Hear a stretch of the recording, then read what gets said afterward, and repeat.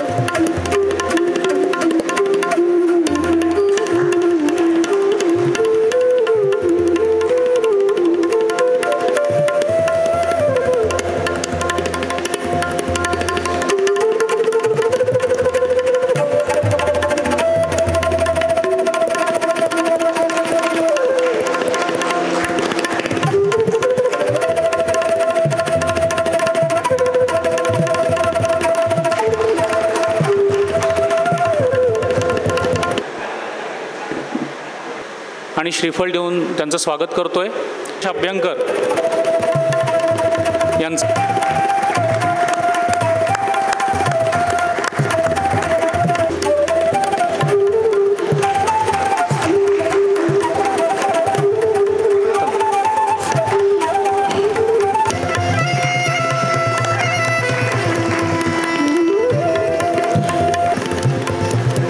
आमचे ज्येष्ठ मार्गदर्शक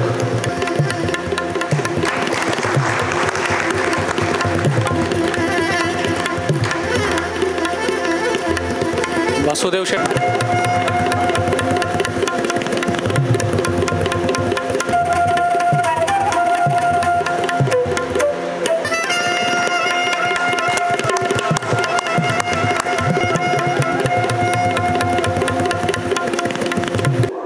चिपळूण व्यापारी महासंघटनेचे अनेक पदाधिकारी आज इथे आपल्याला शुभेच्छा द्यायला, आजच्या कार्यक्रमातल्या विविध व्याख्यानांचा आस्वाद घ्यायला इथे उपस्थित आहेत।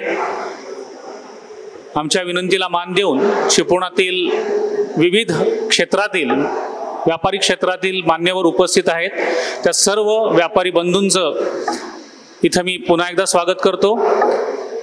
आमच्या व्यापारी महासंघटनेचे अध्यक्ष किशोर शेठ रेड्डी नुकतेच इथे आलेले आहेत।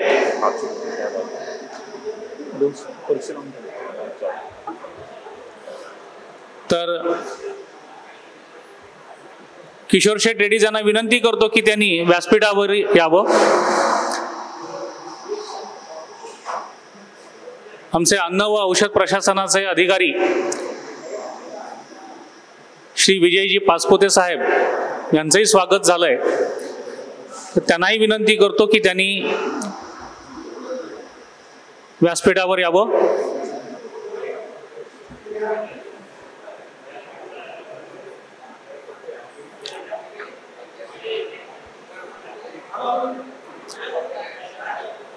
शैलेश शेठ पाचपोते साहेब आले असेल तर त्यांना घेऊन या प्लीज।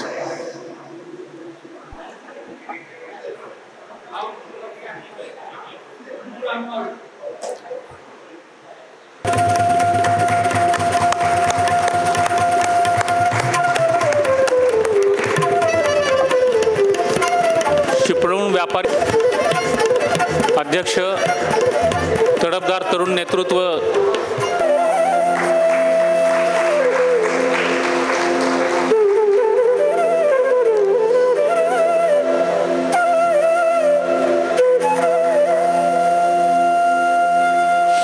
पुढच्या सत्राकडे जातोय। आज आपले चिपळूण किराणा तसे 24 तासाचे बांधलेले असतात, पण किराणा धंदा म्हटलं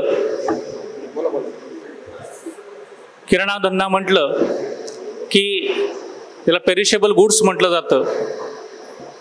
त्या धंद्यामध्ये काम करणं म्हणजे नजरेत तेल घालून काम करण्यासारखं असतं. आणि आपल्या किराणा व्यापारी इथल्या सगळ्या बंधूंकडे नजर टाकल्यानंतर लक्षात येईल की जवळजवळ आयुष्यातली 50 वर्ष आपल्या ज्येष्ठ व्यापाऱ्यांनी या धंद्यामध्ये समर्पित केलेली आहेत. चिपळूण बाजारपेठेला एक नावलौकिक मिळालेला आहे. या नावलौकिकामध्ये या सर्व ज्येष्ठ व्यापाऱ्यांचा मोठा हातभार आहे. त्यामुळे आमच्या तरुण पिढीच्या आमच्या किराणा मालाच्या सोयीनं आपण या सगळ्यांचा सत्कार आपण खाली करण्यात, पण वर येऊन परत खाली जाण्यात बराच वेळ जाईल. दिवसभराचा कार्यक्रम आणि मोठा आहे आणि जवळजवळ एक 25 आपले ज्येष्ठ व्यापारी आहेत. तर आज आपण त्यांचा सन्मानित करणार आहोत.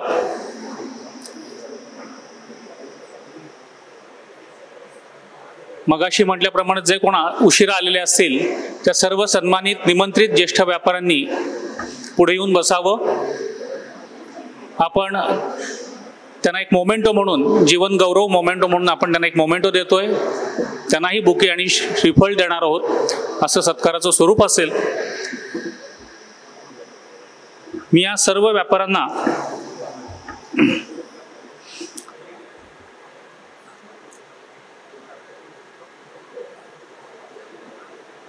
इथे नाव घेऊन निमंत्रित करेन. त्यांनी समोर यावं आणि या सगळ्यांचा सत्कार करण्यासाठी मी उपस्थितांना ज्यांना बोलवेन त्यांनी खाली यावं. त्यांच्या हस्ते त्यांचे सत्कार होतील.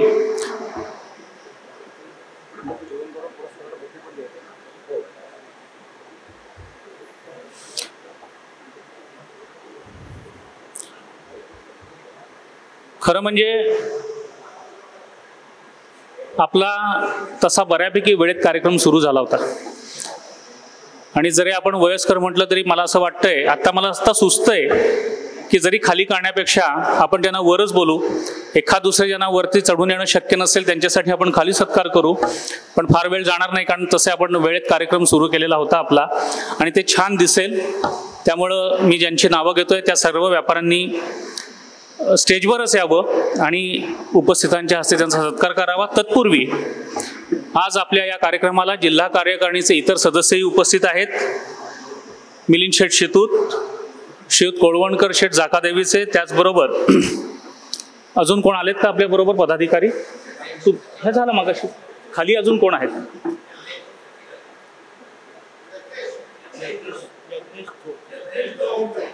नमस्कार. आपल्याकडे यज्ञेश जोग शेठ इथे उपस्थित आहेत. त्यांचंही मी इथं स्वागत करतो आणि आपण पुढच्या कार्यक्रमाकडे जाऊया. सर्वप्रथम मी निमंत्रित करतो श्रीयुत अशोक शेठ दळी. त्यांनी कृपया वर यावं.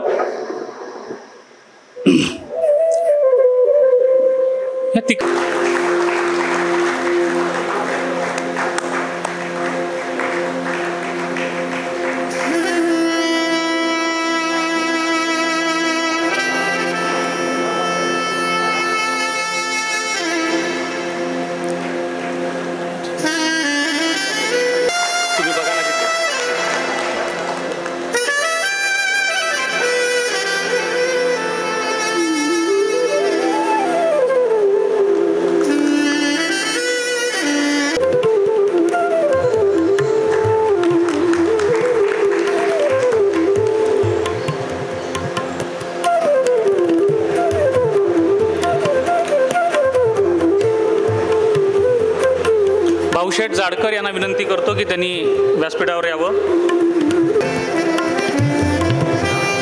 नाही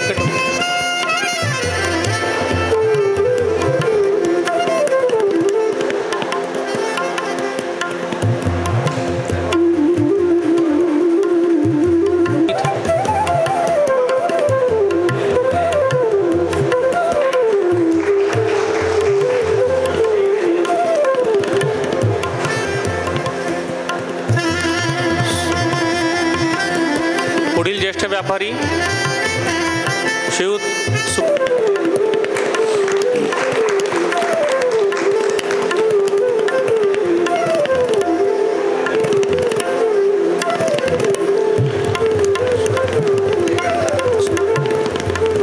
चिपळूण येथील चिपळूण बाजारचे श्रीयुत जाधव साहेब,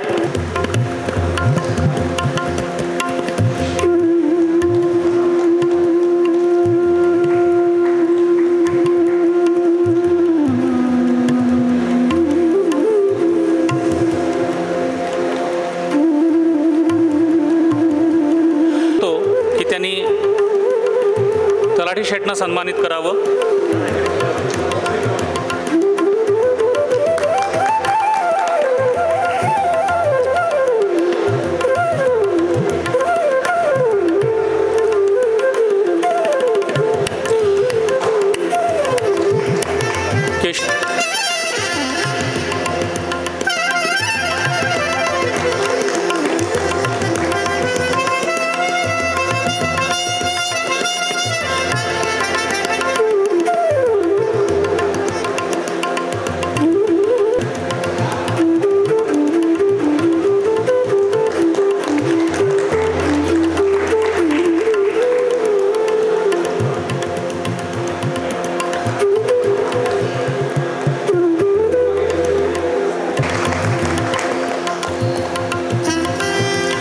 सुरेश नारायण तलाठी यांना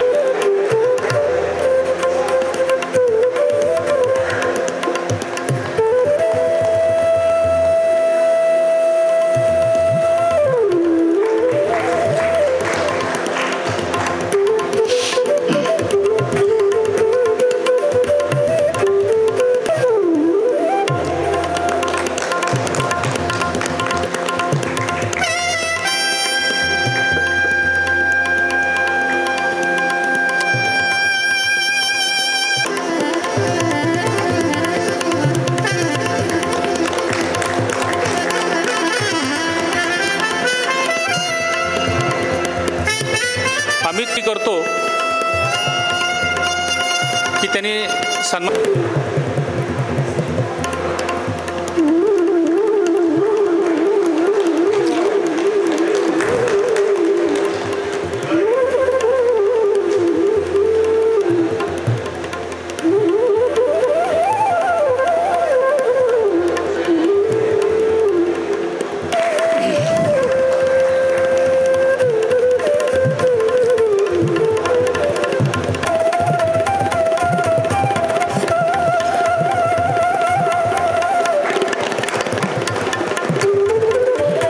शेखर शेठ जागुष्टे,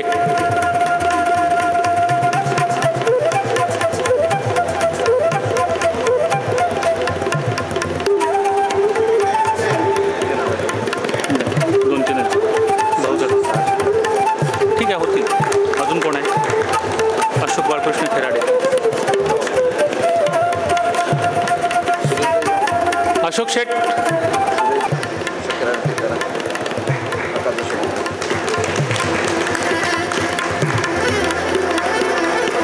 सुरेश शेठ रेडी,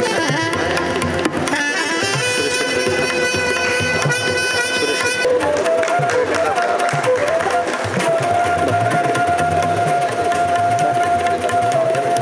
कुठे आहे?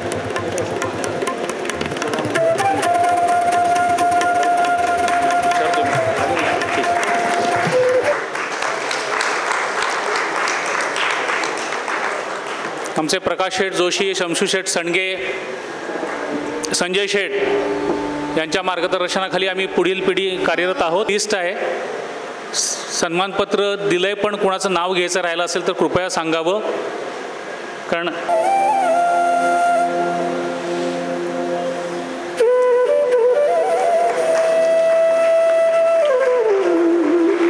परशुरामशी त्यांचं कोण इथे प्रतिनिधी उपस्थित आहेत का?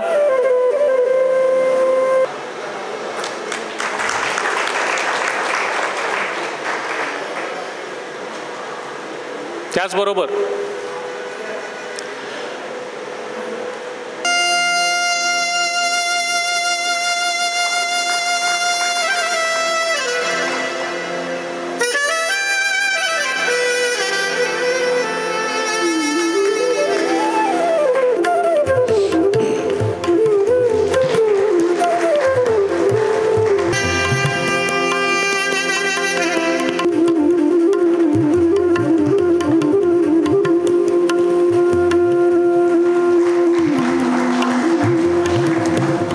शेठ कोळवणकर, जाकादेवी,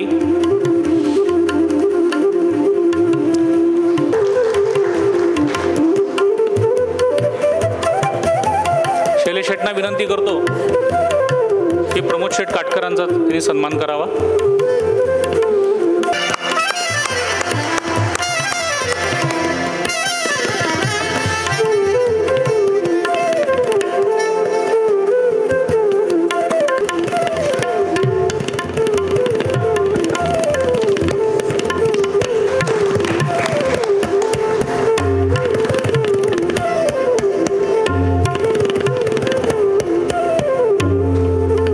गौरव सन्मान द्यावा त्यांना.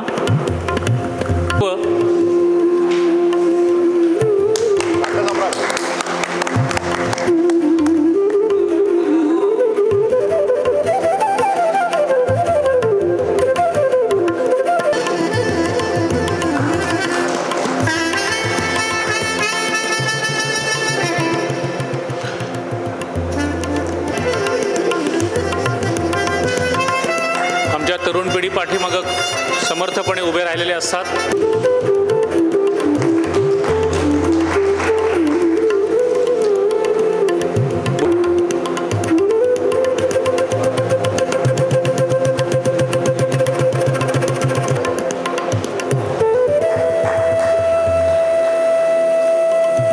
आमच्याच दुकानात करणारे उमेश मोरे, जवळजवळ 31 वर्ष ते चिपळूण बाजारपेठेत कार्यरत आहेत. विलास कांबळे आलेत का?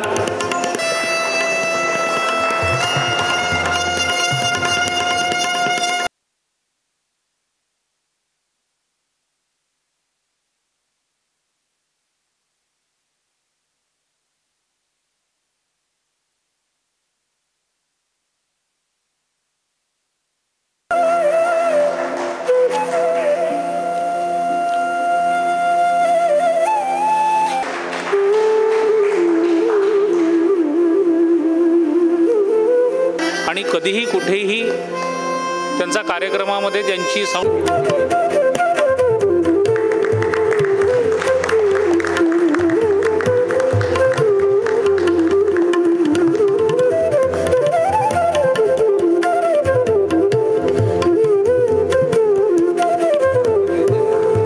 चित्रच राहिले.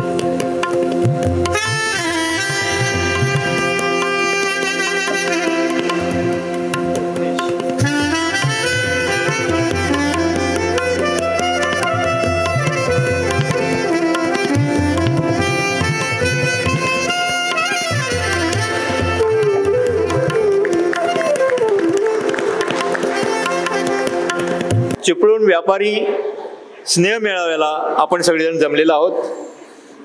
व्यासपीठावरचे मान्यवर डॉक्टर अभ्यंकर, अध्यक्ष श्री वासुशेठ भांबुरे आणि इतर सर्व, प्रकाश शेठ साळवी, संजय शेठ रेड्डीज, सर्व मान्यवर आणि उपस्थित व्यापारी मित्र. खरं तर व्यापाराशिवाय मजा नाहीच आहे. व्यापार पाहिजेच आणि व्यापारावर प्रेम करणारी प्रत्येक व्यापाऱ्याने आपला व्यापारावर प्रेम केलं पाहिजे. मला आजच्या उपस्थितीवरनं असं वाटतंय की का व्यापारी प्रेम करत नाहीत व्यापारावर. व्यापाऱ्यांचा मेळावा म्हटल्यावर सगळ्या व्यापाऱ्यांनी हजर राहिलंच पाहिजे. आपला घरचा कार्यक्रम समजून आलं पाहिजे, एकी पाहिजे. मी 3 जिल्ह्यात फिरलेला आहे, रायगड, रत्नागिरी, सिंधुदुर्ग. मला रत्नागिरी जिल्ह्यात मला एक उणीव भासली. मी जेव्हा रायगड जिल्ह्यात व्यापाऱ्यांकडे जायचो तेव्हा मला प्रत्येक व्यापाऱ्याच्या दरवाज्यावर पाटी दिसायची संघटनेची.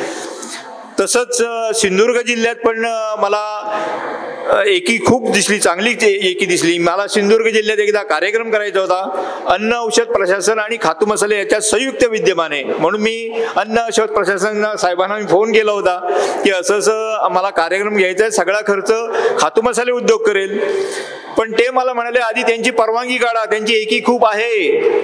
तर एकीचं बळ असं आहे हे मला तुम्हाला सांगायचं आहे. हा मेळावा अध्यक्ष वासुशेठच्या याच्या खाली चाललेला आहे आणि शैलेश वरवाडकर वगैरे इतर व्यापारी खूप त्यांना सहकार्य करत आहेत. असंच सहकार्य लाभून असंच दरवर्षी व्यापाऱ्यांचा स्नेह मेळावा दणक्यात व्हावा आणि सगळे व्यापारी आले पाहिजेत. सिंधुदुर्ग जिल्ह्यात मात्र एक अशी एकी होती की त्या व्यापारी मेळावा त्यांची वर्षातनं एक तारीख फिक्स होती, फिक्स ठरलेलीच असते. त्या दिवशी कोणाचंही दुकान, साधी चहाची टपरी सुद्धा उघडी दिसत नव्हती. चहाची टपरी जरी कोणाचा जर धंदा उद्योग उघडा दिसला तर त्यांना दंड होता. त्यामुळे ती सगळेजण उपस्थित असायचे, सहकुटुंब अगदी. असंच सगळ्यांनी आपला कार्यक्रम समजून सगळ्या व्यापाऱ्यांनी या स्नेह मेळाव्याला हजर राहिलंच पाहिजे. एवढं बोलून मी माझ्या शुभेच्छा संपतो. हॅलो, नमस्कार. आजच्या चिपळूण किराणा व्यापारी संघ आयोजित स्नेह मेळाव्याला उपस्थित आमचे किराणा संघाचे अध्यक्ष, बाकी वयास्पद उपस्थित मान्यवर मंडळी, बंधू, आमचे रेडीज, उपस्थित व्यापारी बंधू भगिनींनो, खरोखर आता आमच्या जे तरुण मंडळींनी हा जो मेळावा ठेवलेला आहे, खरोखर मला जुन्या लोकांची आठवण येतो. आम्ही पण आमच्या काळात धनुशेठ ओक होते, भाई रेडीज होते, मनोहर शेठ होते, आमचे विश्वनाथ शेठ, शंकर शेठ, राजाभाऊ संसारे वगैरे आम्ही असेच मेळावा वगैरे ठेवायचो. आणि आमची एक संघटना, चिपळूणची संघटना म्हणजे आमच्या जिल्ह्यात खरोखरच एक मजबूत संघटना होती. त्याचं नावलौकिक होतं. आणि आमच्या संघटनेमुळे आम्ही या संघटनेच्या माध्यमातून आणि हे संघटनेत होतो म्हणून आम्ही काय सरकारच्या विरोधात लढा देऊ शकत होतो. निरनिराळ्या जाचक कायद्याविषयी, निरनिराळ्या अडीअडचणीविषयी आम्ही संघटित राहून सरकारच्या विरोधात लढा देऊ शकत होतो. मला एक आठवण येतो की आम्ही संघटनेमुळे आमच्या जिल्ह्याचा जो एक टॅक्स होता, मार्केट सेस होता, आम्ही जिल्ह्यात सगळे व्यापारी जमा होऊन, इथे आमचे बंधू आहेत, आमचे स्वर्गीय धनुशेठ होते, त्याच्या मार्गदर्शनाखाली आम्ही आमचा मार्केट सेस एक संघटनेमुळे आम्ही उडवलेला होता. तर माझे उपस्थित व्यापारी बंधू भगिनीला हा विनंती की जे आपली चिपळूणची संघटना आहे ती जास्त संघटित राहावी. संघटनेच्या माध्यमातून खरोखर जे काही जाचक अटी आहेत, आमच्या व्यापारी समस्या आहेत, निरनिराळे कायदे आहेत, त्याला आम्हाला तोंड देता येतो. तेव्हा सगळ्यांनी शासनाच्या नियमात आणि संघटित राहण्याचे प्रयत्न जास्तीत जास्त करावे. आणि एकदा मी आजच्या मेळाव्याला आमच्या उपस्थित सर्व चिपळूणच्या व्यापारी बंधू भगिनींना शुभेच्छा देतो. रमजानच्या पवित्र महिन्यात ईश्वर शक्ती अल्लाह पाकशी दुआ करतो की आमचे जे काही व्यवसाय चालू आहेत ते नियमात राहावे आणि त्याच्यात भरभराट आम्हाला मिळावी आणि त्याच्यात आम्हाला ईश्वर शक्ती आम्हाला चांगलं यश देवे. एवढ्या शुभेच्छा देऊन मी दोन शब्द देऊन मी माझी जागा घेतो. व्यापारीगण, प्रथमतः चिपळूण किराणा व्यापारी संघाला मला धन्यवाद द्यावेसे वाटतात की जो हा त्यांनी स्नेह मेळावा आयोजित केला. त्याच्यामुळे सर्व व्यापारी संघटना, सर्व व्यापारी ह्या कारणामुळे एकत्र येतात. त्याच्यामुळे आपले विचारांची देवाणघेवाण होते आणि ती असंच सातत्य राहावं यासाठी किराणा व्यापारी संघटनेने जो मेळावा घेतला त्याला प्रथमतः मी चिपळूण व्यापारी महासंघातर्फे शुभेच्छा देतो. आणि आम्हाला याचा एक घटक बनवलं त्याबद्दल आम्हाला फार याचा अभिमान आहे की सर्व व्यापारी आम्ही एकत्र आहोत. हे चिपळूणमध्ये मला सांगण्याची गरज नाही कारण चिपळूणमध्ये सर्व व्यापारी हे अनुभवतात की चिपळूण व्यापारी संघटना काय काम करते आणि तिचं अस्तित्व काय आहे. कोणावर काही प्रसंग पडला तर चिपळूण व्यापारी संघटना ही फार मोठ्या एकतेने काम करते. हेच याचं वैशिष्ट्य आहे. पुन्हा एकदा मी किराणा व्यापारी महासंघाला धन्यवाद देतो की आम्हाला तुम्ही इथे बोलवलं. ह्या मेळाव्याला मी चिपळूण व्यापारी महासंघामध्ये शुभेच्छा परत देतो आणि माझे थांबतो. जय हिंद, जय महाराष्ट्र. आज चिपळूण येथे किराणा महासंघ यांनी आयोजित केलेला व्यापाऱ्यांचा मेळावा खूप समाधान वाटलं. सगळं बघून व्यापाऱ्यांनाही कळकळ आहे. आमचे शितूत साहेब, जिल्हा व्यापारी महासंघाचे आधारस्तंभ ज्यांना आम्ही म्हणतो, ज्यांच्या मार्गदर्शनाने हे सगळं चाललेलं आहे, असे आमचे शितूत सर, जिल्हा कार्यकारिणी, सर्व आलेली मंडळी आणि माझे जमलेले व्यापारी बंधू मित्र. माझं नाव प्रमोद गोविंद काटकर, व्यापारी महासंघ रत्नागिरी जिल्ह्याचा उपाध्यक्ष आहे. आज पहिलीच तुमची आणि माझी भेट होत आहे. आता जे आलेले भेसळचे आपले 2 जिल्ह्याचे साहेब होते, त्यांच्या समोरच माझ्या व्यथा सुद्धा त्यांना सांगण्यासाठी येत होतो, पण अगोदर नाव न दिल्यामुळे येऊ शकलो नाही. ते साहेब बिचारे निघून गेले. त्यांच्या चांगल्या चांगल्या गोष्टी आपल्या सांगितल्या, पण आपले व्यापाऱ्यांचंही काय म्हणणं आहे हे त्यांच्यापर्यंत जाणं गरजेचं होतं. मग त्यांचा जो दृष्टिकोन आहे अधिकारी लोकांचा, तर हे दुकानदार सगळे गुन्हेगारच आहेत ही त्यांची भूमिका आहे. म्हणजे समोरचा व्यापारी हा गांजा विकणाराच आहे, चरस विकणाराच आहे, ह्या भावनेने तुम्ही आमच्याकडे बघू नका, एवढं माझं त्यांना सांगणं होतं. काही दिवसापूर्वी मंडणगडला एक भेसळचे साहेब आले. मी व्यापारी संघटनेचा अध्यक्ष होतो आणि आहे आज मंडणगडचा. त्यांनी लांब लचक एवढी यादी तयार केली, लेखी लिहिले, नमुने घेतले.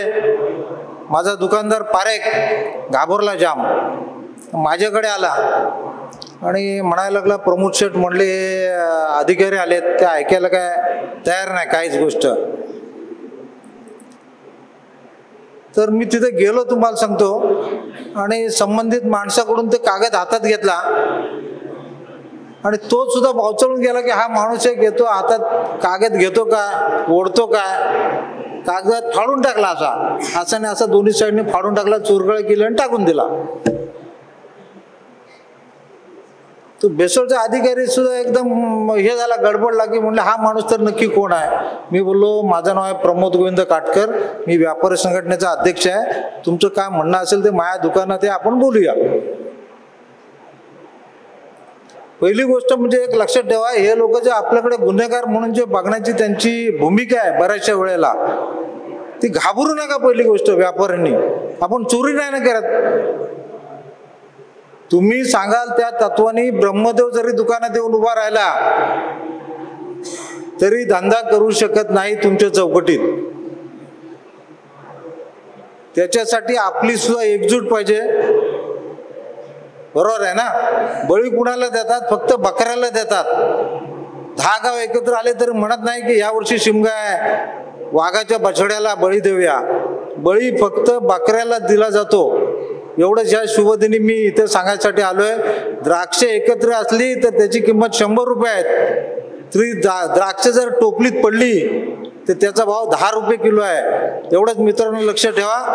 एवढंच बोलतो, जास्त वेळ काय घेत नाही आणि इथेच थांबतो. जय हिंद, जय महाराष्ट्र. जसे आता गुरु निमंत्रित पाहुणे म्हणून आलेले तसं मी आलेलं नाही. आता पांढरा झब्बा बघून तुम्हाला कळलं असेल की मी इथलाच सभासद आहे. तर मी मंदार शेठना विनंती केली की मी जरा बोलू का, ते बोलले चालेल. तर मी ते बोलण्यामागचं कारण मी सांगतो की 2002ला माझी 10वी झाली. 2002 ते 2005 असे पुढे काही 7 वर्ष, 2007पर्यंत मी BCom होईपर्यंत किराणा दुकानापर्यंत मध्ये बसत होतो. नंतर पुढे 7 वर्ष पुण्याला शिकायला गेलो. पुण्यात शिकत असताना सुद्धा किराण्याशी रिलेटेड खरेदी विक्री माझी मार्केट यार्डला होत होती. 2013ला मी चिपळुणात स्वतःचं ऑफिस सुरू केलं. या 15-20 वर्षामध्ये मला बराच फरक जाणवला. आणि हे करताना आपले किराणा व्यापारी प्रॅक्टिकलीकडे चुकतात हे मला प्रकर्षाने जाणवलं. मग मी काही क्लायंट जे किराणा व्यापारी नाही आहेत पण बाकी धंदेवाईक आहेत, त्यांना मी सांगतो की ह्या चुका तुम्ही करू नका. तरी ते त्या दरवर्षी मग बघितलं पुढच्या वर्षी आलं तरी बरं त्या चुका होतात. तर माझी एकच विनंती आहे, मी सांगेन ते तुम्ही नोट डाऊन करा, लक्षात ठेवा. पण ह्या चुका पुढे तुमच्या व्यापारात होणार नाहीत ह्याची कटाक्षाने काळजी बाळगा. तर सगळ्यात महत्त्वाचं म्हणजे मी एक नोटीस केलं की व्यापारी काही वेळेला इन्कम टॅक्स रिटर्न भरायला टाळाटाळ करतात. आणि मग कधीतरी बँकेत लोन करायला गेले किंवा CC रिन्यू करायला गेले की मग धावत पळत येणार आणि मला लगेच अर्जंट मला इन्कम टॅक्स रिटर्न करून हवाय सांगतात. Income tax return same day आम्ही करू शकतो, त्याला अडचण नाही येत. अडचण कुठे येते की बँकांना तुमच्या 2 वर्षाच्या इन्कम टॅक्स रिटर्नमध्ये 6 महिन्याची गॅप लागते. जर ती गॅप नसेल तर तुम्हाला नॅशनलाइज बँक उभी करणार नाही. मग तुम्ही नाईलाज असतो कोऑपरेटिव्ह बँक किंवा पतसंस्थांकडे जाता. मग कोऑपरेटिव्ह आणि पतसंस्था बँकेमध्ये गेलात की तुम्हाला इंटरेस्ट रेट जातो 12, 14, 15, जो नॅशनलाइज बँकेत तुमचे 10% होणार असेल. पहिली गोष्ट कटाक्षाने पाळा की मार्च महिन्यात झाला की जून महिन्याच्या आत काही फार मोठं नसतं, रिटर्न वेळेत भरलात की विषय मोकळा झाला. दुसरा विषय एक तर तुम्हाला सगळ्यांना माहिती असेल की इन्कम टॅक्सचं लिमिट आता 12 लाखापर्यंत इन्कम टॅक्स फ्री झालेला आहे. जेव्हा ही बातमी आली तेव्हा मला लगेच 4 क्लायंटचे फोन, काहींचे व्हॉट्सअपवर, आता 12 लाख झाले, आपल्याला काही टेन्शन नाही. तर मी त्याच्यातली सांगतो, हा एक ना ट्रॅप आहे, त्या ट्रॅपमध्ये अजिबात अडकू नका. काय सांगतो, साधारण एक 5-6 वर्षापूर्वी गेलं तर इन्कम टॅक्स फ्री लिमिट होतं 5 लाख रुपये. जर एखाद्या व्यापाराचं उत्पन्न 7 लाख असेल तरी तो 5 लाखच लागायचा. का? कारण 7 लाख दाखवलं तर इन्कम टॅक्स बसेल. ठीक आहे, फेअर. त्याचं असं व्हायचं की त्याचं इन्कम 7 लाख असलं तरी इन्कम ऑन पेपर 5 लाख दाखवल्यामुळे त्याची लोन एलिजिबिलिटी 5 लाखानुसारच कॅल्क्युलेट होत होती. त्याच्यानंतर ते लिमिट 7 लाख झालं. 7 लाखात झाल्यावर परत समजा त्याचं इन्कम 7 लाख आहे, त्यांनी 7 लाख इन्कम दाखवलं, लोन एलिजिबिलिटी 7 लाख आहे, तो 7 लाखापर्यंतचा हप्ता भरू शकतो. आता 12 लाख रुपयापर्यंत टॅक्स फ्री इन्कम आहे, म्हणजे तुम्हाला इन्कम टॅक्स भरायचा नाही, म्हणजे तुम्हाला फुकट मिळतं आहे. फुकट मिळालं की लोक पहिलं तिथे धावतात. 12 लाख उत्पन्न 7 लाख आणि इन्कम ऑन पेपर दाखवायचं 12 लाख. तुम्ही 12 लाख रुपये इन्कम दाखवलं, बँक काय बघेल, बँकेतल्या ट्रान्झॅक्शन ओके दिसत आहेत, तुम्हाला 12 लाखाच्या हिशोबाने कर्ज पण देईल, पण त्याचा हप्ता तुम्हाला पुढे जाऊन पेलवणार नाही, कारण पैशाचे सोंग घेता येत नाही. त्यामुळे शक्यतो जेवढं आपलं ॲक्च्युअल इन्कम असेल तेवढंच दाखवा. आता मार्केटमध्ये लोन करून कर्ज प्रकरण करून देणारे एजंट आहेत, ते तुम्हाला हेच टार्गेट देणार की तुम्ही इन्कम 12 लाख आहे तुम्ही दाखवा. पण ह्या भूलथापापासून स्वतःला लांब ठेवा, नाही तर पुढे जाऊन खूप अडचणी द्याल. कारण नंतर अशी पोझिशन येईल की 12 लाखाला तुम्हाला हप्ताच जेवढा 7 लाख रुपये येईल वर्षाला, म्हणजे तुम्ही जेवढं कमवत आहे तेवढं हप्त्याला जाईल आणि मग आर्थिक ताण आणि पुढे मानसिक ताण डोक्याला होईल. तर मी माझ्या काही क्लायंटचे संबंध चांगले त्यांना स्पेसिफिक सांगतो, मग तुम्ही असं चुका करू नका. 12 लाख असलं पुढे जाऊन तरी तुमचं ॲक्च्युअल उत्पन्न 12 लाख आहे तर ठीक आहे, तर दाखवा, पण माझं उत्पन्न 7 लाख आहे आणि 12 लाख दाखवा, असं करू नका. दुसरी गोष्ट अशी की CCचा एक ट्रॅप मी बघितला आहे. तर बऱ्याचशा व्यापाऱ्यांचे कॅश क्रेडिट बँकेत असणारच आहे. तर CC ट्रॅपमध्ये मी बऱ्याच व्यापाऱ्यांना अडकताना बघितलं आहे. त्याच्यात असं होतं की ह्या वर्षी समजा 10 लाख CC आहे, एक 3 वर्षां 4 वर्षां महागाईमुळे टर्नओव्हर वाढतो, त्या 10 लाखाचे ते म्हणतात मी आता 15 लाख CC करतोय. बँक परत तेच ऑन पेपर बघते, बँकेतल्या ट्रान्झॅक्शन बघते, 10 लाखाचं 15 लाख CC द्यायला मंजूर होते. पण जेव्हा फेडायची वेळ येते, कधीतरी ते फेडायला लागणारच आहे, तोपर्यंत वय वाढलेलं असतं आणि आता फेडायची म्हटलं तर 15 लाख काहीच हातात नसतात. तर ह्या डेट ट्रॅपमधून बाहेर पडायचं असेल तर पहिली गोष्ट एक करा, 10 लाखाची CC असेल तर महिना 10,000ची RD लावा, म्हणजे वर्षाला तुमचे 1,20,000 तयार होतील. 1 वर्षाची RD तयार झाली की ती FD म्हणून ठेवा बँकेत लॉंग टर्मसाठी. त्याच्यामुळे काय होईल, असे जेव्हा तुम्ही RDतून FD कन्वर्ट करत जाल तेव्हा 7 वर्षात तुमचे 10 लाख तयार होतील. हां, तर पुढे जाऊन जरा तुम्हाला परत CC वाढवायची गरज लागली तर तुम्ही बँकेकडे 10 लाख ऑलरेडी तुमचे तयार आहेत, ते बँकेला सांगा हे मॉर्गेज म्हणून ठेव आणि माझे 10 लाखाची CC आता 15 लाख कर आणि परत तुमची RD चालू ठेवा. म्हणजे 15 ते 20 वर्षात जेवढी तुमची CC आहे तेवढंच तुमचं बँकेकडे फिक्स्ड डिपॉझिटमध्ये राहतील. आता तुम्हाला काही आर्थिक तज्ज्ञ असे सल्ला देतील असलं काय करू नकोस, हे तू FDचे पैसे तू धंद्यात वापर आणि मग तुला अजून धंदा वाढेल. तर हे सल्ला आर्थिक गोष्टीने हा बरोबर आहे, इकॉनॉमिक्सला विचारलं तर म्हणाल हे बरोबर आहे, पण आपण धंदा करताना मानसिक त्रास किती सहन करायचा हे ज्याचे त्यांनी स्वतः ठरवायचं आहे. आणि मी सांगतो, मी आत्ता एवढ्या माझे काही ऑफिस सुरू केल्यापासून बघितलं तर CC भरली नाही आणि तो पैसा मी धंद्याकडे वळवला म्हणून मी भरपूर नफा कमवला आणि आर्थिक स्वास्थ्य मिळालं असं होत नाही. त्यामुळे कंपल्सरी RD लावा, तरच तुम्ही ह्या CCच्या डेट ट्रॅपमधून बाहेर पडेल, अदरवाईज बाहेर पडू शकत नाही. एक नोंद घ्या. सेकंड थिंग मी एक बघितले, CC जेव्हा तुम्ही वापरता तेव्हा ती दरवर्षी रिन्यू करायला लागते. तर ते रिन्यू करायला काही डॉक्युमेंट्स बँकेला लागतात, तर ती बँकेला आधीच विचारून घ्या. बँक कधी सांगत नाही आणि मग लास्ट मुवमेंटला तुम्हाला सांगणार, मग ते मी धावत पळत तुम्ही तुमच्या CA कडे किंवा टॅक्स कन्सल्टंटकडे जाणार, मला मग त्याला तुम्ही त्याच्या हातापाय म्हणणार मला दे, मला आजला छव आहे, माझी CC बंद झाले, मला दंड लावला आहे. तसं करू नका. CC चालू ठेवायची असेल तर बेसिक डॉक्युमेंट सांगतो मी तुम्हाला काय लागतात. एक म्हणजे त्यांना tentative profit and loss balance sheet लागतो, तो 2 वर्षाचा लागतो. म्हणजे आता मार्च 25 संपलं तर पुढचा 25, 26, 27, 27 ह्या 2 वर्षाचं लागतं. तर तुम्हाला विचारून घ्या बँक मॅनेजरला हे मला कधी सबमिट करायचं आहे. दुसरी गोष्ट, इन्कम टॅक्स रिटर्न जे वर्ष आता संपलं, आता समजा 23-24 संपलं तर साधारण डिसेंबरपर्यंत त्यांना सबमिट करायला लागतं. ते नाही दिलं तरी तुमची CC स्टॉप होते.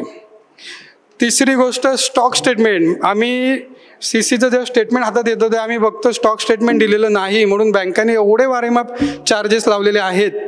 आणि व्यापाऱ्यांना दुःखाची गोष्ट म्हणजे इथे बाजारात जाऊन 5 आणि 10 रुपयासाठी भांडत असतात आणि बँक स्टेटमेंटमध्ये CCला 800 आणि 1000 रुपये स्टॉक स्टेटमेंट दिलेलं नाही म्हणून लावलेलं असतात. आणि विचारलं तर म्हणतात नाही कसलं लावलंय माहिती नाही.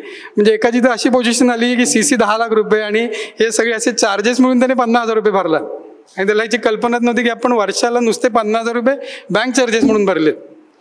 त्यामुळे टेंटेटिव्ह बॅलन्स शीट, इन्कम टॅक्सचा रिटर्न, स्टॉक स्टेटमेंट हे नेहमी द्या.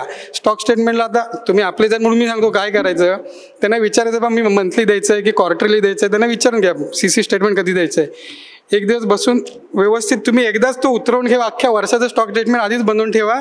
क्वार्टर संपला, समजा क्वार्टरली असेल तर क्वार्टर संपल्यानंतर नेऊन घ्या आणि पहिली पोच घ्या. कारण पोच नाही घेतली तर पुढच्या वेळी लोन ऑफिसर बदलला की तो म्हणतो माझ्या रेकॉर्डला नाही आहे, तो तुम्हाला चार्जेस लावू शकतो. मग तिथे बँकेत जाऊन भांडत बसायचं असं करू नका. आता काळ बदललाय, पोच घ्यायची विषय मोकळा. दुसरी गोष्ट गुरुने जसं सांगितलं की इन्शुरन्स वेळेत घ्या. आता आमच्या दुकानचा इन्शुरन्स होता त्यावेळेला म्हणजे 21च्या वेळेलाच, त्यावेळेला त्याच्यात काही थोड्याच फार चुका होत्या. तर मला काय सुचलं, मी आधीच इन्शुरन्सची कॉपी घेऊन आलो होतो आणि बँकेत सबमिट केलं. मी बँकेला सबमिट केलं, बँकेने इन्शुरन्स काढला होता, त्यांनी इन्शुरन्स कंपनीला काढवावं. मी पत्र दिलं ह्याच्यात अशा अशा चुका आहेत, हे असं माहिती नाही आहे.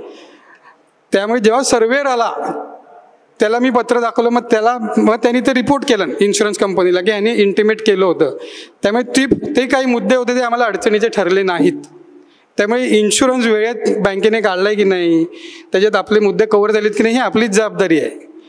जसं मागच्या मी परत सांगतो, एका क्लायंटचा स्पेअर पार्टचा बिझनेस होता, 25 लाखाची CC होती कराड अर्बन बँकेत. कराड अर्बन बँकेने CC काही रिन्यू केला नाही.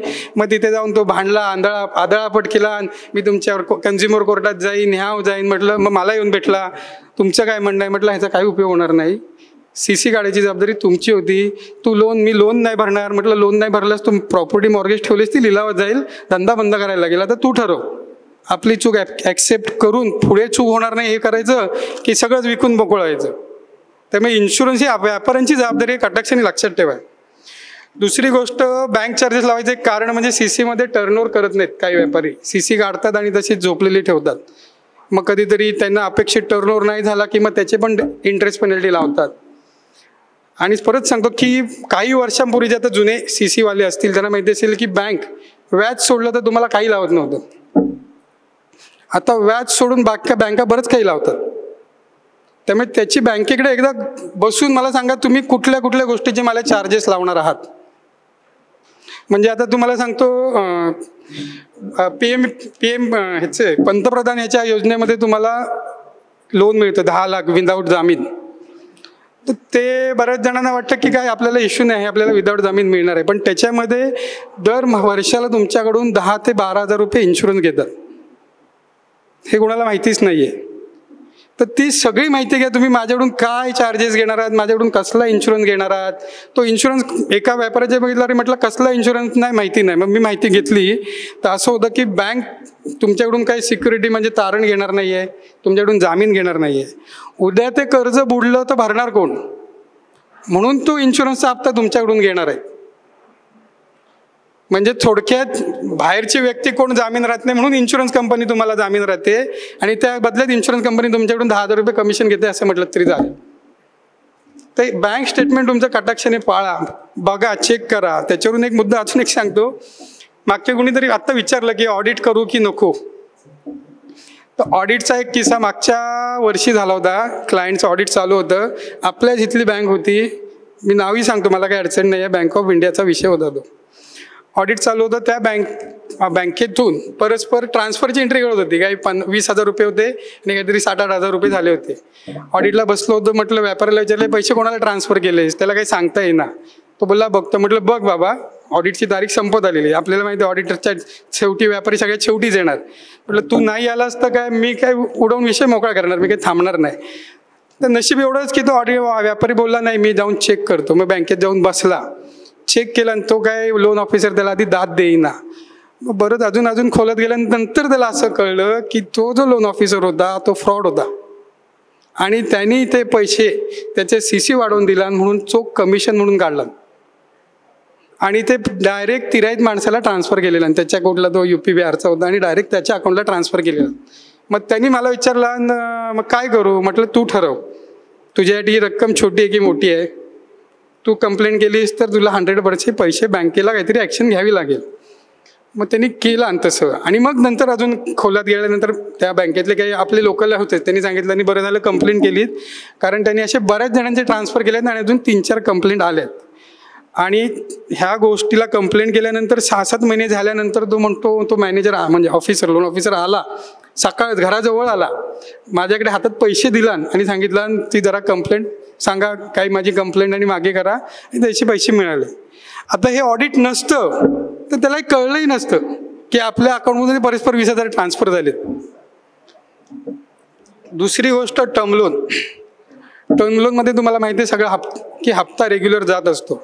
तर टर्म लोन काही वेळेला बिझनेससाठी फार म्हणजे फर्निचर मशिनरी घेतली असेल तर टर्म लोन घेतात, नाही तर मोस्ट ऑफ द टाईम गाडी घर ह्याच्यासाठी टर्म लोन घेतात. त्याच्यात एक मी नोटीस केलं की लोक व्यापारी जाऊन आपलं 10 लाख आहे म्हणून टर्म लोन घेऊन विषय मोकळा करतात. तर मी एक सजेस्ट करीन, कारण मी स्वतः ती पद्धत अवलंबतो, की आपला समजा 10,000 रुपये हप्ता असेल दर महिना, तर वर्षाला किती होतात 1,20,000 रुपये. तर 1 वर्षाचा हप्ता ॲडव्हान्समध्ये बँकेमध्ये जमा करून ठेवा. त्याचा काय होतं, त्याचा फायदा 2 फायदे होतात. एक म्हणजे आता समजा आपण धरून गाडीचंच उदाहरण घेऊ, तुम्हाला 10 लाखाची गाडी घ्यायची, 10 लाख तुम्ही कर्ज घेतलं, गाडीची किंमत 12 लाख आहे, 2 लाख तुम्ही डाऊन पेमेंट केलं. 10 लाखाच्या गाडीला समजा तुम्हाला 20,000 रुपये हप्ता बसतोय, तर वर्षाचे होतात किती, 12×2=24, 2,40,000. 2,40,000 एका वर्षाचे हप्ता तुम्ही बँकेत एक्स्ट्रा जमा करा. बँकेमध्ये एक अकाउंट असतं वेगळं, ज्याच्यात तुमचे एक सर्टन लिमिटच्या वर सेव्हिंग अकाउंटला पैसे ठेवलेत की ते FDच्या स्वरूपात बँकेत राहतात. आणि जर त्या बँकेला ज्या ह्याच्यातून EMI जाणार आहे त्याच्यात त्यावेळेला जर हप्ता नसेल तर ते ऑटोमॅटिक त्या FDचे अमाऊंट तुम्हाला तुमच्या सेव्हिंग अकाउंटला जमा होतात. म्हणजे ह्याच्यात तुमचं नुकसान काही होत नाही, FDचे पैसे जमा होतात. ह्याचा फायदा होतो काय होतो की तुमचे 1 वर्षाचे हप्ते बाजूला राहिले, त्यामुळे उद्या समजा धंदा काही सेम राहणार नाही, वर खाली होत असतो. तर एखाद्या महिन्यात किंवा अगदी 4 महिने जरी तुम्ही हप्त्या भरायला पैसे नसले तरी तुम्हाला अडचण येत नाही, बँकेतून फोन येत नाही, तुमचा हप्ता बाउन झाला काय करताय. तुमचं मेन परत ते सांगतो, मानसिक स्वास्थ्य तुमच्या इज्जत बिघडत नाही. हेच जर तुमचे 2,40,000 असतील धरून त्याला एक्स्ट्रा, तुम्ही काय करणार अननेसेसरी. 10 लाखाच्या गाडीत समजा एक धरून त्याला बेसिक मॉडेल मिळते, तर माझ्याकडे 2,40,000 आहेत ना, अजून टॉपचं मॉडेल घे. गरज नसताना त्या गाडीमध्ये इतके फीचर्स असतात. म्हणजे मी अगदी सांगतो, मागच्या वेळेला मी आणि गुरु गेलो होतो सेमिनारला गोव्याला, गुरुची गाडी अगदी टॉप मॉडेल होती. त्या विषय झाला तर गुरु बोलता बोलून गेला, अरे एवढी फीचर आहेत मलाच माहिती नाही आणि मी वापरतही नाही. आणि एका सर्वेमध्ये असे केलेलं आहे की गाडीमध्ये एवढे फीचर आलेत की त्यातल्या मालकांनाही माहिती नसतात आणि त्याचा वापरही होत नाही. म्हणजे अननेसेसरी त्याची परचेस होते. का? कारण माझ्याकडे पैसे शिल्लक आहेत म्हणून. त्यामुळे टर्म लोनला लक्षात ठेवा. आणि मी का सांगतो हे केलं आहे, माझे स्वतःचे लॉकडाऊनच्या दरम्यान 2 ह्याचे EMI चालू होते, पण मी दोन्ही ह्याचे 2 डिफरंट टाईपचे EMI होते, दोन्ही याला माझे 1-1 वर्षाचे हप्ते बाजूला होते. मला अजिबात टेन्शन आलं नाही. मागे अगदी 4 महिने बाउन्स माझे हप्ते नाही भरले तरी मला माहिती आहे, कारण तिथून हप्ते माझे रिकवर होणार आहेत. कारण दुसरी म्हणजे मी परत सांगतो, मानसिक स्वास्थ्यावर लक्ष नसेल तर तुमच्या व्यापारातलं लक्ष हलणार आहे. ही गोष्ट कायम लक्षात ठेवायची. आणि दुसरी गोष्ट सगळ्यात एक शेवटचं मी अगदी 5 मिनिटच बोलतो. मंदारजी माझ्या मते 1-2 मिनिटात फक्त सांगतो. नाही शेवटचं म्हणते की रिस्क म्हणजे आता आपण म्हणतो की काही वेळेला आपण बघतो की अरे हा व्यक्ती तुम्ही अगदी ओळखत असता, 5 वर्षापूर्वी याच्याकडे काय नव्हतं आणि 5 वर्षात याच्याकडे भरपूर काय मोठी गाडी घेतली, बंगला घेतला, काय अजून काय काय असं पण बघतो. तर एक गोष्ट लक्षात ठेवा की हा एक कधी कधी नशिबाचा लक फॅक्टर असतो की त्याला नशिबाने साथ दिली. कधी कधी लक फॅक्टरसोबत त्यांनी रिस्क ही त्या लेवलची घेतलेली असते की त्या रिस्कला त्याला लकचं साथ मिळाली म्हणून तो त्या लेवलला गेला. जसं आता शेअर मार्केटमध्ये आपण बघतो, माझ्याकडे बरेच जण येतात व्यापारी की शेअर मार्केट कुठून तरी वाचलेलं असतं, कोणतरी सांगतं आता शेअर मार्केटमध्ये सगळे पैसे टाकलेत.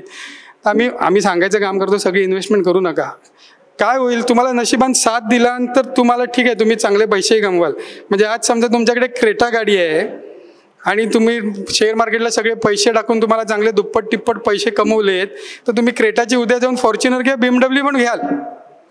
पण जर नशिबान साथ नाही दिला तर ती क्रेटा पण जाईल आणि एक हाताखालची टू व्हीलर पण जाईल. तर त्यामुळे रिस्क कॅल्क्युलेट करून घ्या एवढंच मी रेकमेंड करेन. आणि दिलेल्या आपल्या काळानुरूप बदलायला चेंज व्हायला शिका एवढंच तुम्हाला सल्ला देईन. धन्यवाद. चिपळूण बाजारपेठेत धंदा करतोय. अनेक रूपाने सेल टॅक्स, इन्कम टॅक्स, व्यवसाय कर या माध्यमातून आपण सरकारला टॅक्स भरतोय.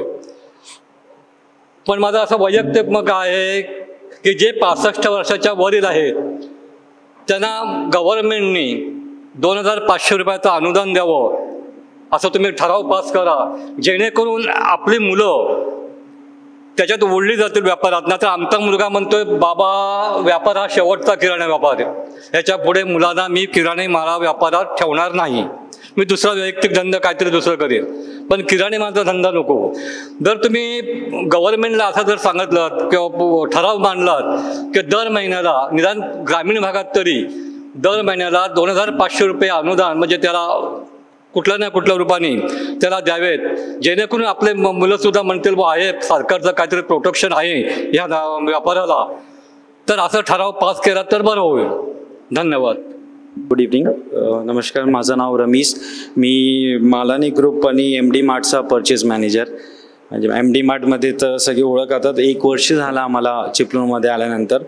2-3 असे सजेशन्स होते जे व्यापारी संघटने थोडे बघायचा. सर्वात इम्पॉर्टंट आहे स्टाफ. ओके, स्टाफचा असा विषय आहे ते मी आता काकांना पण बोललो. बरेचसे स्टाफ शफल होतात. शफल म्हणजे आज माझ्याकडे उद्या तुमच्याकडे जाणार, उद्या तिसरीकडे जाणार. तो स्टाफचा विषय आपण त्यांना बोलू शकत नाही. पण बरेचसे स्टाफ ब्लॅकलिस्टेड असतात. जसं आपल्या सिटीमध्ये आपण एक ॲब्स्कॉन्ड म्हणून एक गोष्ट चालवतो. Abscond in the sense, for example माझ्याकडे आज एक स्टाफ आहे, त्यांनी माझ्याकडे ॲडव्हान्स घेतला किंवा चोरी केली, उद्या तो माझ्याकडनं काम सोडून गेला, आपण दुसऱ्या दुकानात घेतला, आपण त्याला ठेवतो. कॉम्पिटिशन, रेट मार्केटिंग हा सेपरेट विषय झाला. पण तो स्टाफला ठेवायचा का नाही किंवा त्याचा बॅकग्राऊंड चेक करायचा का नाही, तर त्याच्यासाठी आपण एक ग्रुप बनवायला पाहिजे. ते सगळे दुकानदार त्याच्यात पाहिजे. फॉर एक्झाम्पल एखादा रिझ्यूम आला, त्याला ग्रुपमध्ये टाकायला पाहिजे. हा जो स्टाफ आहे तो ओके आहे का. त्यांनी समजा फॉर एक्झाम्पल वरवाटकर सर आहे, तो कामाला होता, त्याला मी ठेवतोय, त्याचा बॅकग्राऊंड काय आहे, त्याचे पैसे बाकी आहे का, तो ॲब्स्कॉन्ड झालेला आहे का, ऑन टाईम त्यांनी सोडलेला आहे का, त्यांना 15 दिवसाचा त्याला नोटीस दिलेला आहे का, हा सगळं थोडा चेक व्हायला पाहिजे. प्रॉब्लेम हे नाही का कोण ठेवतोय, प्रॉब्लेम असा आहे का कोणाकडे तो सोडून येतो, त्याला तुम्ही ठेवताना त्याचा बॅकग्राऊंड काय ते एकदा चेक करायला पाहिजे. सेकंड आहे डीमार्ट. तर मी तरी नाही बोलेन का डीमार्ट आला तर आपला एवढा काय जास्त फरक पडेल, कारण कॉम्पिटिशन वाढला तर सेल्स वाढतो, लोक वाढतात, लोक येतात. फक्त GT आणि MT. तर माझ्याकडे सगळे डिस्ट्रीब्युटर आहे. सर्वात जास्त मी काकांना सतवतो रसनामध्ये, तर आता त्यांनाच बोललो मी. GT आणि MT मार्केटमध्ये जेव्हा पण आपण परचेस करतो ना, तर सगळ्यांनी थोडा फुटफॉल किंवा तो परचेस जो ग्रॅमिंग आहे त्याच्यावर सगळ्यांनी थोडा लक्ष द्यायचा, अशी माझी पर्सनल तरी विनंती आहे. फॉर एक्झाम्पल एक रसनाचा एक आता प्रोडक्ट होता म्हणून मी एक्झाम्पल सांगतो. 320 MRP होती. आम्ही कंपनीकडे भांडत होतो, मी आणि काका आम्ही दोघे भांडत होतो. त्यांनी XYZ मला लँडिंग दिली 20 पेटी 10 पेटी अशासाठी, आणि तोही प्रोडक्ट GTमध्ये अवेलेबल होता 1+1. आपण चिपळूणमध्ये आपल्याला GT प्रोडक्ट कुठलीही कंपनी देत नाही. आपल्याला कुठलीही डिस्ट्रीब्युटरचा मार्जिन नको, आम्हाला कंपनीकडनं तो प्रोडक्ट पाहिजे. म्हणून परचेस करताना माझी अशी विनंती असेल का सगळ्यांनी GT परचेस करावा. GT म्हणजे जो मॉडर्न ट्रेडचा प्रोडक्ट आहे ते कंपनीला तुम्ही फोर्स करा का आम्हाला पण कोकणामध्ये ते द्या. डीमार्ट कुठलाही प्रोडक्ट स्वस्त विकत नाही. आपलेही प्रोडक्ट आपले मार्जिनने विकतात, फक्त त्यांचा ग्रॅमिंगमध्ये फरक आहे. तो ग्रॅमिंगमधला फरक आपल्याला कोकण बेल्टमध्ये कुठलीही कंपनी टाकत नाही, तो फक्त डीमार्ट आणि रिलायन्स मार्टना टाकतात. पण तो GTचा परचेस बॉम्बेमध्ये अवेलेबल असतो. त्यामुळे जेवढे कंपनीवाले ज्यांच्याकडे डिस्ट्रीब्युटरशिप आहे ना, त्यांना फोर्स करा का जे माल तुम्ही त्यांना देताय ना ते आम्हाला पण द्या, आम्ही पण पैसे देतो, आमचा पण परचेस तेवढा आहे, आम्हाला पण तुम्ही फोर्स करा. कारण मी पण डिस्ट्रीब्युटर आहे, मी पण मला पण माहिती आहे का आम्हाला ॲडव्हान्सवरती पुढे पे करायचा असतो. आम्ही खाली 15 दिवस साईड मागतात, 20 दिवस आपण करतो. त्यामुळे डिस्ट्रीब्युटरकडनं मार्जिन मागणं हे एकदम चुकीचं आहे. पण तो कंपनीकडनं मागावा ही माझी विनंती आहे. त्यामुळे जेवढे पण डिस्ट्रीब्युटर्स किंवा सेल्स किंवा परचेस ऑफिसर आहे त्यांनी हा लक्ष द्यायचा का GTचा परचेस पण आम्हाला कोकणामध्ये नाही पाहिजे. कधी ते देत नसेल ना, आता थोडे दिवस त्या कंपनीचा परचेस थांबवा. थोडे दिवस त्यांना थोडा आपण बोलतो ना आपल्या भाषेत थोडा रडवा, ऑटोमॅटिकली ते परचेस पुट करणार. सेम प्रोडक्ट जे आता माझ्या MD मार्टमध्ये आहे ते आपल्या चिपळूण मार्केटमध्ये अवेलेबल नाही. पण तो रिझन असा आहे, तुम्ही कंपनीवाल्यांना त्यांचा सेल्स थांबवा. तुम्ही सेल्स थांबवला ना तर ऑटोमॅटिक ते कुठे जाणार नाही, कारण त्यांचं पण टार्गेट आहे ते आज नाही तर पुढच्या महिन्यात नाही तर नेक्स्ट मंथमध्ये तुमच्याकडेच येणार. आता आपण का घाबरतो, समजा आपण त्यांना ऑर्डर दिली नाही तर आपल्याकडे माल नसेल, कस्टमर येणार नाही, किती दिवस येणार नाही. एक एक्झाम्पल फॉर एक्झाम्पल मी मॅगी विकली नाही तर किती दिवस नाही विकणार, 1 महिना नाही विकणार, 1.5 महिने नाही विकणार, कुठे ना कुठे तरी तो माल भेटणारच आहे ना आपल्याला. त्यामुळे कंपनीवाल्यांना तुम्ही भरपूर फोर्स करा, जेवढे पण सगळे का MTचे प्रोडक्ट तुम्ही आमच्या कोकण बेल्टमध्ये पुश करा. आणि राहिला तो एक आमचा स्टाफचा विषय, त्यामुळे मी सगळ्यांना विनंती करतो का असा एक ग्रुप बनवा किंवा अशी एक लॉबी बनवा जिथे आपण कुठला ॲब्स्कॉनचा स्टाफ असेल, त्यांनी कुठे चोरी केलेली असेल किंवा अचानक काम सोडलं असेल तर माझ्याकडे नाही तर तुमच्याकडे पण नाही, आणि ते सगळ्यांनी अप्लाय करा. असं नको का फॉर एक्झाम्पल मी ठेवत नाही तुम्ही ठेवला तर मग तो ग्रुप काय युजलेस होणार, तो तसा यूज राहणार नाही. काय चुकलेलं असेल तर सॉरी. थँक्यू.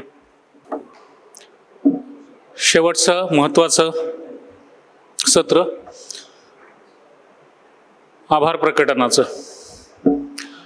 मी शब्द मुद्दाम प्रकटन वापरतोय, प्रदर्शन नव्हे. प्रदर्शन हे मनोरंजनाचं साधन असतं, क्षणिक असतं. प्रकटन हे आतून येतं आणि ते चिरंतन टिकणारं असतं. आजचा हा कार्यक्रम करणं तसं सोपं नव्हतं. वेगळ्या लोकांना बोलवून आपण ज्या पद्धतीनं एकत्रीकरणाचा प्रयत्न केला त्याच्यासाठी अनेकांचे हातभार या कार्यक्रमाला लागले. याच्यासाठी ज्यांना आम्ही विनंती केली त्यांनी एका क्षणात याच्यासाठी सहकार्याची भावना आम्ही जी मांडलेली होती त्याला त्वरित होकार दिला आणि आर्थिक स्वरूपात आम्हाला या कार्यक्रमास त्यांनी मदत केली. अशा संस्था म्हणजे शिवचैतन्य नागरी सहकारी संस्था मर्यादित खेड चिपळूण शाखा, असुवरा मसाले, गणेश मसाले, Nitish oil industries, Chiplun urban cooperative bank, खातू मसाले, दामोदर शिवराम आणि कंपनी, केरा डिस्पोन्सेबल्स. त्याचप्रमाणे हे करत असताना खातू मसाल्यांनी आम्हाला एवढं सांगितलं की आम्ही तुमच्यासाठी पिशव्या देऊ, जाताना आपल्याला भेटवस्तू म्हणून पण ते देणार आहेत. आणि स्वतः आज शाळीग्राम शेठ खातू त्यांचं गुडघ्याचं ऑपरेशन झालेलं होतं तरी आज ते उपस्थित राहिले, प्रकृती अस्वास्थ्य होतं तरी, आणि त्यांनी आपल्याला इथे या मोठ्या कार्यक्रमात त्यांनी सहभाग घेतला, त्याबद्दल त्यांचे धन्यवाद. त्याचबरोबर लिबर्टी ऑइल मिल्स सकाळपासून संध्याकाळपर्यंत आपल्याला सहकार्य करणारे, आम्हाला सगळ्यांना प्रफुल्लित ठेवणारे गिरनार चहाची सर्व टीम, उत्तम पद्धतीचा उत्तम चहा त्यांनी सकाळपासून संध्याकाळपर्यंत आम्हाला इथे दिला आहे. तर गिरनार चहाचे सुद्धा आम्ही इथे आभार व्यक्त करतो. त्याचबरोबर प्रीतम साऊंडचे कमलेशजी कोकाटे ज्यांनी मगाशीच त्यांचा सन्मान केला की त्यांनीही उत्तम सेवा आपल्याला साऊंड सिस्टीमची दिली. महेंद्रजी कासेकर की त्यांनी खूप कमी वेळामध्ये लगेच आमच्या विनंतीला मान देऊन आजच्या सगळ्या कार्यक्रमाचं व्हिडिओ रेकॉर्डिंग करून ते यूट्यूबवर अपलोड करण्यासाठी त्यांनी सहाय्य करायला आपल्याला ते तयार झाले. मिलिंद तटकरे की ज्यांना आपण काल रात्री सांगितलं की आम्हाला उद्या तुमचं पॉवर पॉईंट प्रेझेंटेशन लागणार आहे म्हटल्यानंतर त्यांनीही मिलिंद तटकरेंनी LCD स्क्रीन आपल्याला त्वरित उपलब्ध करून दिला. आणि सगळ्यात महत्त्वाचं म्हणजे इथल्या वैश्य समाज हॉलचे आम्ही आभारी आहोत. आम्ही ज्या ज्या मागण्या केल्या त्या त्यांनी त्वरित मान्य केल्या आणि आपल्याला उत्तम पद्धतीचं आजचं भोजन प्रदान करणारे राजनभाई साडविलकर यांनी हे इनिशिएटिव्ह घेऊन केलं. अपूर्व केटरर्सचे आम्ही इथे धन्यवाद देतो. आणि असा हा कार्यक्रम यशस्वी करण्यामध्ये ह्या सर्वांचा हातभार लागलेला आहे. या सगळ्यांप्रती मनापासून कृतज्ञता व्यक्त करून त्यांना धन्यवाद देतो. पुन्हा एकदा या सर्वांसाठी आपण टाळ्या वाजूया.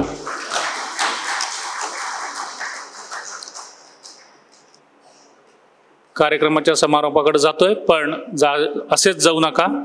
चहा आणि छोटे खानी नाश्ता जाता जाता आपण परत जाताना छोटीशी शिदोरी देतो गणरायाला पाठवताना, तशा पद्धतीचं एक छोटंसं जाता जाता एक खाऊ प्रसाद करून आपण जावत. तत्पूर्वी वासू शेटना काहीतरी म्हण. या कार्यक्रमासाठी मंदारा शेटनी फार मेहनत घेतलेली आहे. काल रात्री ते दापोलीला गेले होते. त्यांच्या मित्राच्या काहीतरी विवाहाचं सीमंतपूजन होतं. त्यानंतर रात्री 2 वाजता आले. त्या 2 वाजता आल्यानंतर त्यांना कोणतरी वारलं असं समजलं. तरी ते सकाळी 7:30ला जाऊन आले. म्हणजे जास्तीत जास्त 3 तास 4 तास झोप घेऊन त्यांनी हा कार्यक्रम यशस्वी करण्यासाठी भरपूर प्रयत्न केलेत. त्याबद्दल त्यांचे आभार.